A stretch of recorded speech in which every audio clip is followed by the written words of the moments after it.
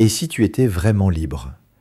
Pas juste un peu, pas juste dans une illusion, mais radicalement libre, au point que tes choix viennent de toi seul, indépendamment des causes qui t'ont précédé. C'est ça, l'idée du libertarianisme philosophique. Pas le courant politique américain, non. Ici, on parle de la liberté profonde de ta volonté. Une liberté qui dit, quand tu décides, tu pourrais toujours faire autrement. Ça peut paraître évident, on a tous l'impression d'avoir un libre arbitre.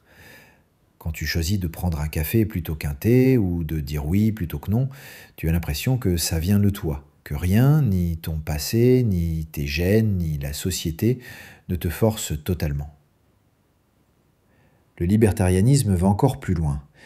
Il affirme que tu n'es pas déterminé, que tes choix sont autodéterminés, qu'ils surgissent de toi sans être entièrement causés par des événements extérieurs.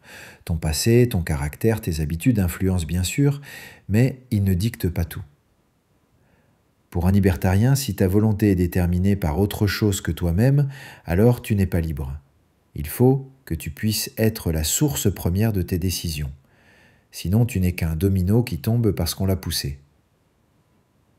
Évidemment, ça soulève des tas de questions, parce que la science, elle tente à montrer que beaucoup de nos actes sont prévisibles, que notre cerveau prend même des décisions avant qu'on en ait conscience, que nos réactions sont souvent automatiques, programmées par l'évolution ou par nos histoires personnelles.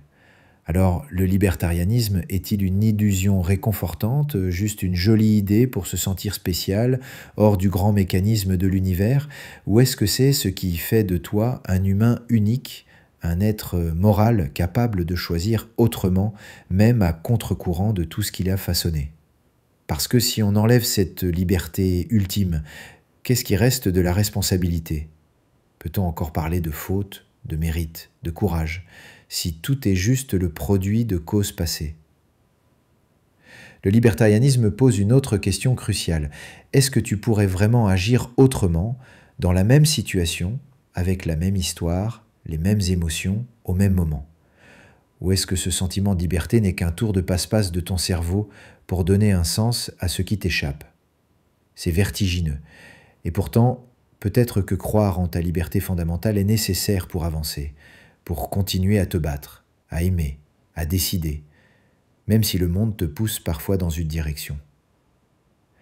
Alors la prochaine fois que tu feras un choix important, demande-toi, est-ce que c'est vraiment moi qui choisis, librement, ou est-ce que je ne fais que suivre un script que je ne connais même pas? Et peut-être qu'au fond, la vraie grandeur humaine, c'est d'agir comme si on était radicalement libre.